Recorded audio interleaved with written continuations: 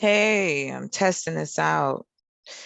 Um, Trigger warnings. We're gonna talk about some shit. If you want to come through, come through.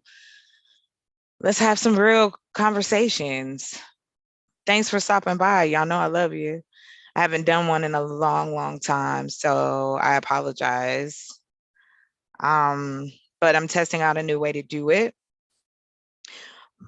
But I wanted to talk about some stuff that that's been on my mind, and I was inspired by this video. So I'll show clips of that. So I'm gonna go ahead and get started. I'll drop the link for you to join, and if you decide to. All right now.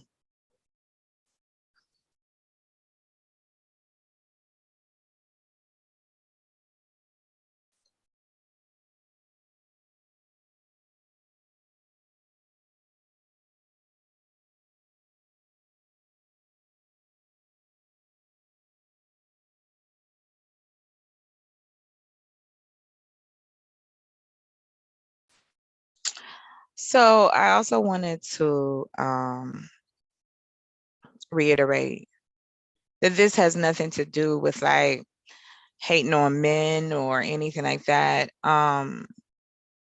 For those who know me, um, I've been a part of raising my younger brother. I've been a part of his life, and I've always tried to relate the best way I can. Um, but however, you know, the game is changing, and it is not, it does not look good, because it's like masculinity, being a man in this society, is causing issue. We got high unalive rates.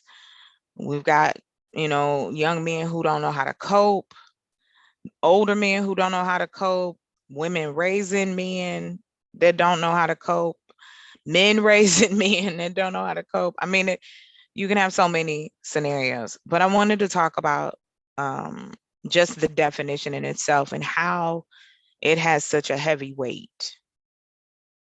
Um, I'm definitely speaking to, hey, I'm definitely speaking to the men and women out here, because it is dangerous. This has become dangerous. This is, unaliving people because we're not dealing with the issue at hand. And I hope that what we're going to talk about, or what I'm going to share, it ties into who we are as a brand. Like Chocolate Earth is about assisting people, giving people opportunity, right? And it seems that because men have enforced other men to continue this generationally, like right now we have 7 generations, right? But yet we're not learning from each generation. We want to point fingers, but what are we learning from them? And so I just am honing in on masculinity. I want to talk about that, whether you are living your masculine, feminine, whatever they do out here. But um, I want to talk about these things. This is a part of it. This is a part of growing a community, is having uncomfortable conversations. And it took me a minute, I kind of been bouncing around, YouTube, just trying to kind of figure out where I wanted to take content per se until I can get out on my property. So I'm going to talk about the shit that matters to me. These are the things that matters to me. And this seems to be at the top of the list right now. And especially honing it in on men of color. What does masculinity look like for them now? And what are we showing the next generation that's coming up? So just hang out with me. I'm just gonna hang out. And I'm testing out a new way so y'all can see my big Zoom link. So I'm testing this out. Hey, y'all. Thank y'all for stopping by. What's up, Serpent? What's up, Sister Bougie Barbie? I love y'all. Thank y'all for stopping by. I know it's been a minute. I promise. I'm working on frequency. I promise I am. So Let me mess around real quick with this, and we're gonna do some things. You know, this is not formal. I promise you. Um, we're going. This was something I thought was really cool. I wanted to share, and so let me find this first because I'm new to all of it. So just be patient with me. Um, I'm trying to find the link. So I know how to do this. This is interesting to me. Look, I tested it all out before and was like, yeah, I got this. Da-da-da-da. Yeah, no, I don't. So hold on for a second. Hang out with me for a minute. I hope everybody's okay. Happy New Year. It is 2023. I'm trying to come in differently in my own life. So that's it. You know, what else can you ask for? What else can you ask for? Okay, let me check this out here. Boop, doop, doop, doop, doop. Okay, so I'm gonna share my screen because I want you guys to check this out. I really want to get people's opinion on it. All right, screen for, okay, cool. We're gonna share. All right, so now, all right, awesome. So let's go. So I was watching this on Vice. So let me go into my history real quick. All right, let me go here. And so let's take a look at this. Let's see here. All right. And so I'm watching, I don't know about you guys, but I love Vice. I always watch their stuff. I don't know for some reason. Oh, let me see all of it. Don't judge my history, okay? Let's see here. Okay, yeah. So I love Vice. I love Vice. I love it. Okay, so I hope you guys can hear it. I'm gonna test it out and see. We're gonna go back because I really wanted to kind of go over it and kind of break it down. So I'll be stopping and starting. And if you want to be a part of the conversation, by all means, I don't have a problem with that ATL. So one thing that is unfortunate, I cannot see the chat yet on here. So if you've said something to me, thank you for coming in. I'm about to pull it up so I'm able to do multitask. So hopefully we can hear. Okay, here we go. I'm so tired of like paying $150 for a first date and then you just ghost me. And the next week I'm like hurting for cash. I'm like, I could have really used that $150. Like, why did I have to? Also, the trade-off of like going on a date and as the man being like, oh, this sucks, I have to pay, or as the woman being like, oh, this sucks, I might get murdered, is like a pretty big imbalance. How you guys doing? I'm gonna check in a minute and see if hopefully everybody can hear while I'm. My name's Krishna. Thank you all for being it. here and talking through masculinity, what it means to be a man, etc. Obviously, we couldn't fit every man in the country into this room.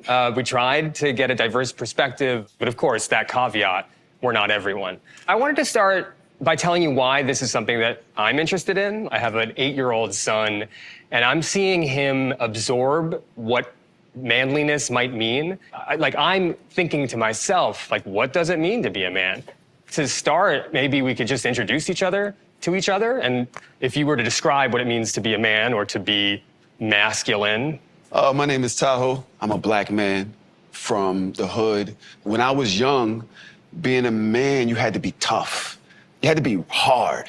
And now, to me, being a man is a lot different. Now, to me, being a man is knowing when to be soft, knowing that you don't always have to run the charge. You can actually listen. You know what I mean? So things have changed a lot over the course of the years for me. I'm Griffin, and I don't identify as a man. I'm non-binary. I still have elements of, my identity that are masculine, elements that are feminine, elements that don't fall within that range. And I personally just don't feel tied to like the norms or the confines of gender at all. Well, welcome. My name is Dylan, and I think that the notion of masculinity is just something that can be possessed by man or woman. Man, woman, non-gender conforming person. What it means to be masculine is just like, changing and like very fluid. But I think that, masculinity is something that just, like you embody based off of just like how you show up in this world as a man and just like, how you go about being your day to day. How you show up. Interesting. Yes. What's up, guys? My name is Paul. I'm a fitness entrepreneur. I'm an immigrant. I came here when I was 4 years old with my family. It's kind of funny how we're talking about it. My take on masculinity is not about talking as much as doing. I think at its core, a man has to be efficient, competent, and be willing to do what it takes for themselves and their loved ones. I was not always a good man. I was not always what you would call a healthy masculine man. And so as my life has changed, I've identified 5 points that I think make a truly masculine man masculine. Okay. I think point number 1 is a man who walks with God. Point number 2 is a man who stands on principle. Point number 3, which is a masculine man, is self-sacrificing. So someone who is willing to sacrifice for point 4, the people that he leads. A true man is a leader. And number 5, a masculine man is never a coward. That's a lot there. Yeah. Let's get into that as we go on. I think what it means to be a man is responsibility. As a man, it can come with a lot of power, and with great power comes great responsibility. In short words. That's it. That's from Spider-Man. Uncle Ben. Okay. James. Well, my name is James Killen, former United What's States up, Marine James? turned Air Force officer. Got a couple combat tours, but I'm also a father of 3 girls who mellowed me out. The idea of masculinity is something that I find interesting because it is changing, and I can actually see those changes in myself. And I think that's one of the reasons why I wanted to do It this definitely Thanks for your changes. service. Andre. Hey, what's up? I will say this, having my little brother and watch him go from this little baby to now a grown man, it definitely changed my perspective on men, period. I've had different perspectives, of course, from my my father, my grandfather, my uncles, boyfriends, so on and so forth. But to watch him grow and be a part of it, hey, right? He did call him out, but it's like it gave me a different perspective and insight as to how our society has put these particular things in place, right? They've made it so you have to be this particular thing. It's the same thing. Salute. Thank y'all for stopping by. Salute. The thing that I find, and it's interesting in these conversations, is that when we talk about these conversations, are we being genuine? Are we being open to the truth, reality? We yell that all the time. So I thought this was such a great thing because, of course, even though we joke and we laugh, and I've been on different panels, and, I've been called masculine before, right? And some in a derogatory way, and some in a compliment, so to speak. So listening to these men describe so far how they feel as men in this society, you're going to start to see there's a lot of similarities where mentally men and women in this society, sex is not, of course, not the same as gender. So however you identify, there's still pressure, right? So let's keep it popping. And I'm still learning, so hang out with me. I'm gonna put the link in the chat, and because I really want to discuss it as well. So get ready, y'all better have questions, and let's talk about some shit. All right, let's go. Yeah, men. I think my idea of a real man is, someone that gets the job done, and provides and all that. I don't even know what that means anymore, but I don't know. It's changing every day. How do you think it's changing? No, it just seems like everything's changing every day. It's like a new world order, you know, so I have a hard time keeping up with stuff, so I feel like tomorrow it's gonna be something else, and people are gonna comment and be like, "You're wrong, it's this now." It is hard to talk about some of this stuff because you feel like you might say the wrong thing. I'm not really masculine myself, so I can't. I feel like I'm like the wrong person to ask. You know, Maybe the right person to ask. Christian. What it means to be a man is to be a adult human male. That's sort of a very formal definition, but I think that might be a good place to kick off because there's a lot of talk, of writing, of research these days that says there's a crisis in masculinity. Is there a crisis in masculinity? And if so, like, what is that crisis? The thing that I see is a lot of deconstructing generational trauma. The be a man, boys don't cry, you know, this, that, and the other thing.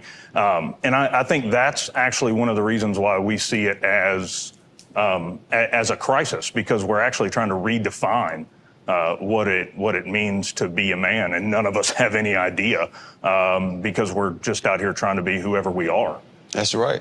I think that historically, being a man was rooted in patriarchy and misogyny. Yes, bougie. And yes, now it is. we realize how harmful that has been over the years. I know, right? And so we don't really know how to define where we're supposed to be. Thank you, And I think Zay. the reason that they're saying there's a crisis is because the box has gotten so small for just being, say, straight, just being a hetero, right? Because if you do anything, women judge you. What do you mean anything?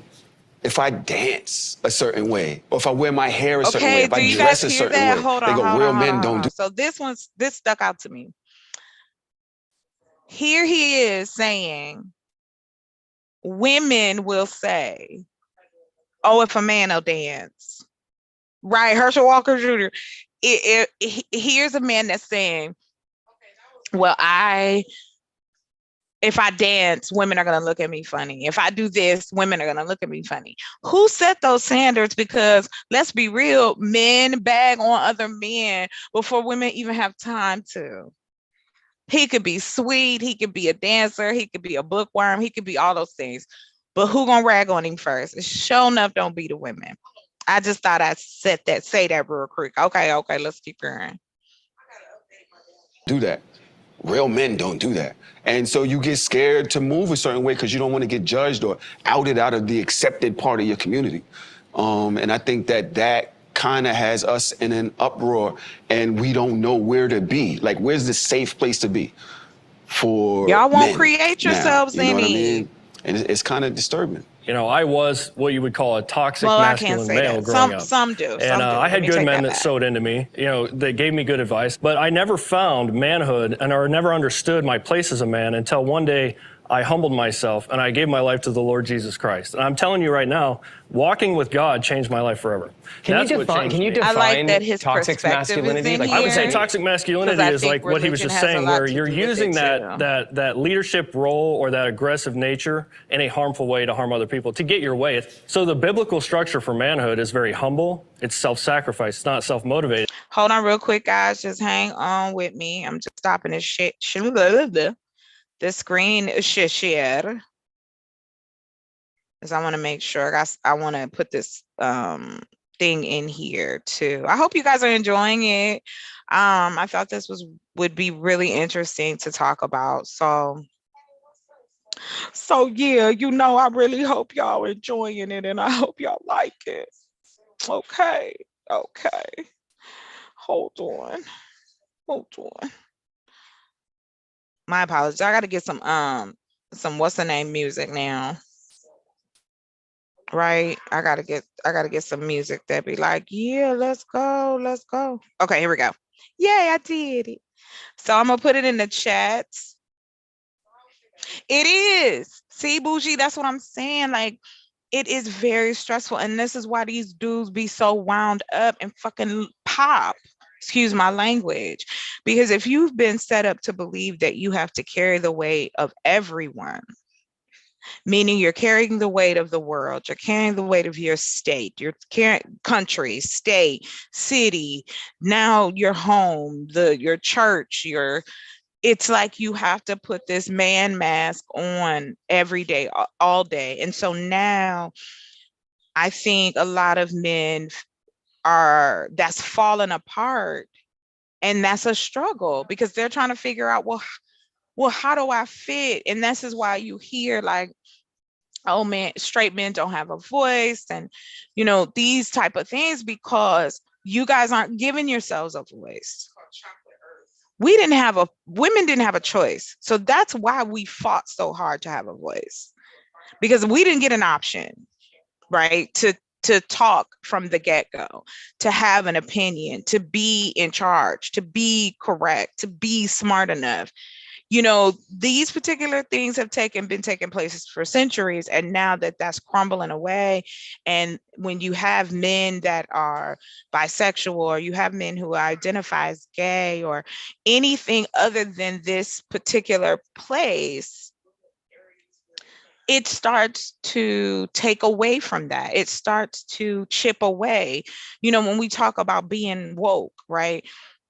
Your construct or your perspective of life is being broken. It's being taken away. It's being changed, that you can be more than one thing.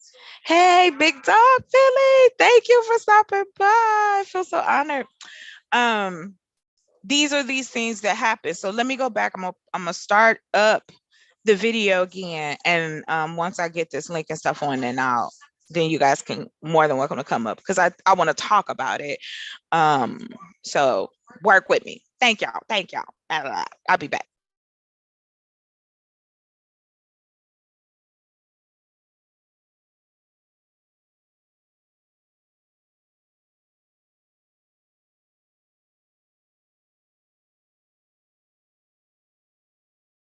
But it is motivated by principle and standing on what's right. So there is a clear-cut vision for manhood in the Bible that I live by, and I think our culture used to live by, and I think our culture has lost its way. I think everybody sort of has a different definition of toxic masculinity. I don't find masculinity toxic in and of itself, but I do believe in bad men, and bad men exist. But does that mean every man is toxically masculine? No. When you're talking about a crisis on masculinity, I think that there's a lack of understanding there. So it's like masculinity, being masculine isn't toxic. It's just like there are portions of it that you can dive into that make it toxic. Because I think a lot of what we think of masculinity is tied into patriarchy, right? Which is to say, like, for the longest period of human history, like, men dominated women and got the lion's share of stuff. I think a lot of times some people make masculinity into a caricature, like it has to be this alpha bro tough guy. Exactly. And I find the low-key guy who, is a really great father and a great husband and maybe not like drinking raw eggs every day to be a lot more masculine than the alpha bro who's going and like banging 20 women per weekend and not a responsible man. I find it more masculine to be a good guy. I think the background of this is that we are saying that gender is this like real thing that has real ideas and implications. And Griffin, I'm wondering, as someone who identifies as non-binary, how does this conversation strike you? Well, I think that it kind of becomes like irrelevant whether or not we attribute like having like a good ethical compass to being like masculine. Attributing that to like the gender constructs which we have made up, which are like somewhat pointless, like kind of just feed into needless roles that uphold the patriarchy without even knowing it. A lot of those things are just things that people should be doing because they're like morally right. Like if you're in a family, you should probably support your family. And I really don't think that it has to do with like your manhood. These characteristics that we're talking about are baked into an old system of domestic life. I think that's actually where we get toxic masculinity. Like none of us can really describe what it is, but we can see it when it happens. So we learn it, right? Yeah. This is something we learned from the world. It's something we learned from like TV and shit. And it's maybe something we learned from our dads too. Tell me about your dad. I'm a first generation kid. My dad is from Guyana. Grew up in very humble beginnings, poor family. First time I remember my dad telling me he loved me was when I was 17. And he was like saying like he was proud of me because I was about to graduate high school and things like that, I'm appreciative of all of the other things, being present as a provider. But in terms of like, the conversation piece and like, I want to talk to my dad about, sex or something, or I want to talk to my dad about, this person broke up with me and I'm feeling pretty sad about it. I didn't have those Learned conversations. from like TV and So, shit. like, as- emotional maybe language something we is learned from our part of, like, dads, how too. you talk to your Tell me dad. about your dad. Yeah, I'm My a definition of first manhood generation came kid. My solely dad from is my from that. relationship with God. It didn't come from my father. It didn't come from the good influences around me. Is God a man? Yeah, and God is a man. He and is. God is a father, and he's a good father. He's a perfect father. And so I think there is a clear definition of manhood where I guess that's where I diverge from everyone else in the room. I believe manhood is clearly defined by God. You guys it is can the still perfect hear it, example right? of what a man should be. Christian, I see you nodding your head. I grew up in a divorced home. When you do grow up in a broken home and you don't have a father in the home, you recognize how important sort of both males and females are in raising a child and being in the home. There's a balance between, masculine energy and feminine energy. Absolutely. And I feel like there's both within everybody. And so there's a balance that with masculine energy in itself that I think a lot of people have trouble trying to like reconcile within themselves. Like, yes, being a man, you work hard, you take care of your people, but you got to be able to have that emotional side too, which is where the feminine energy comes in. Y'all just like triggered something in my head when y'all was speaking about having both in the home. To me, I didn't really have it there. And it made me feel a way, but I think that I always wanted one. And so I wound up at a certain age going outside and trying to find what masculinity was outside. And so I went on the corner and there were 20 of us on the corner and none of us had dads. We were all messed up. And so we all taught each other the wrong way to love, to be loved. And then I think in society, there's way more people like that. And a lot of kids who don't have fathers in the home, excuse me, No, you're good, man. look for that father in the world or in a different way. Yeah. Yeah. Well, first, I think that attributing proper family values to a heterosexual couple with children is just not effective. I think that it's obviously a heteronormative take to be man and woman and then a child, and that's how you create a good family. Whether it's a single mother, single father, or a queer couple. I don't think that it's necessary to attribute men and women to certain roles in the household. I think that it's only due to nurture those gender norms that we follow. Male and female matters. God gives you one of those identities, you take on that role. And now you're responsible for not or for fulfilling that role. There's a masculine crisis because men are not taking responsibilities for the God-given roles that they have in society. And so when you take away the need to say, God made you this or God made you this, now you don't have to take responsibility for not fulfilling what you were called to do. When you do that, you also take away other things that somebody else may do. If I have a woman or a partner that wants to take on certain roles and I say, hey, those are my roles that God gave me in society, now I'm suppressing that person.